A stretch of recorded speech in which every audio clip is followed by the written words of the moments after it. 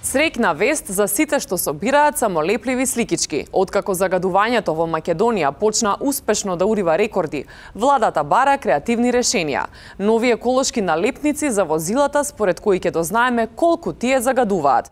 Така е студио мерката за воведувањето на налепници против загадувањето кои што сами си ги плаќаме најде на одобрување кај граѓаните.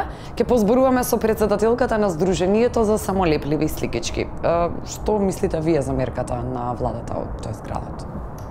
Јас мислам дека е ова одлична мерка. Конечно добивме мерка која што е добра против загадувањето и која што ќе вроди со некаков плод, односно конечно некој таму нешто почнал и да работи. И вие сметате дека тоа е доволно? Ние како здружение сметаме дека треба се повеќе да се експлоатираат налепниците. Например? Например, налепниците да се воведат и кај политичарите. Ние имаме и цел амандман. Ние го имаме спремено следниот текст.